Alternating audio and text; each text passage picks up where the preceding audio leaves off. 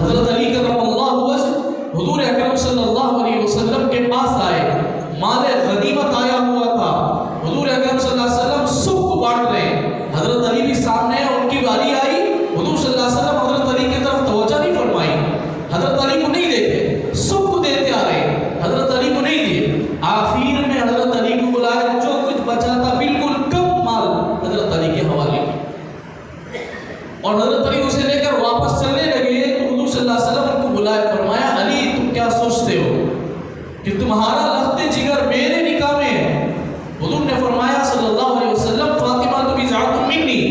فاطمہ میرے جگر کا ٹکڑا ہے، آپ کے جگر کا ٹکڑا میرے نکاح میں ہونے کے باوجود مجھے کم مال دیتے ہیں، آپ کے دل میں یہ بات پیدا ہوتی ہے؟ حضرت علی نے فرمایا میرے ماں باپ قربان ہوئے یا رسول اللہ، میرے دل میں یہ بات پیدا ہوئی لیکن میں نے اسے سنبھالتے ہوئے چل بسا میں آپ کے سامنے لب کشائی نہ کر سکا، میں آپ کے سامنے زبان نہ کھول سکا، کیسے کھولوں میں؟ آپ کی پرورش میں میں رہا، میں کیسے کھول سکتا ہوں؟ حضرت علی کو حضور صلی اللہ علیہ وسلم نے فرمایا علی ایک بات یاد رکھ لینا، جتنا کم مال دنیا میں رہے گا ہلکا پھلکا سوال کر قیامت میں کر کے جنت میں چلا جائے گا، اگر تم مال زیادہ کی تمنا کرے گا تو لے لے، لیکن کل قیامت کے دن بہت دور تک انتظار کرنا پڑے گا جنت میں جانے کے، تو جتنا کم ہوگا آدمی اتنا جلدی جنت میں جائے گا۔ حضور اکرم صلی اللہ علیہ وسلم نے فرمایا غریب آدمی 500 سال پہلے جنت میں چلا جائے گا مالدار آدمی کے مقابلے میں، اس سے سوال زیادہ کیا جائے گا، اس کے پاس کچھ نہیں ہے، جتنے سوالات تھے آسانی کے ساتھ جواب دے کر چلا جائے گا۔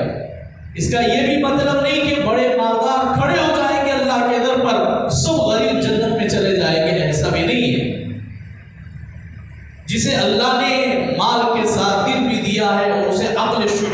اور شعور بھی دیا ہے اور اسے احساس بھی ہے کہ میرا مال کہاں استعمال ہو رہا ہے اور میں اپنا مال کہاں استعمال کروں،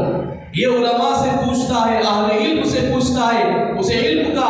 اپنے مال کے راستے کا کھولنے کا صحیح طریقہ تلاش کرتا ہے تو وہ ہمارے سے پہلے بھی جنت میں جا سکتے ہیں، کوئی بعید نہیں ہے۔ حضرت عبد الرحمن بن عوف رضی اللہ عنہ دنیا کے سب سے بڑے مالدار ہیں، سب سے بڑے مالدار ہیں، اور وہ غربا کو ایک مرتبہ تقسیم کر رہے تھے، مال سونے اور چاندی تقسیم کر رہے تھے، پورے مال تقسیم کر دیے۔ حضرت عبد الرحمن بن عوف رضی اللہ عنہ کہتے ہیں میں اپنے گھر چلا گیا، گھر میں پوچھا کہ کچھ ہے تو کچھ بھی نہیں ہے، کچھ بھی باقی نہیں ہے، سب کچھ اللہ کے لیے دے دیے۔ رات کو سوئے، آدھی رات میں کسی نے دروازہ کھٹکھٹایا، دروازہ کھولا تو عبد الرحمن بن عوف کے سامنے ایک ملک شام سے ایک تاجر آیا تھا،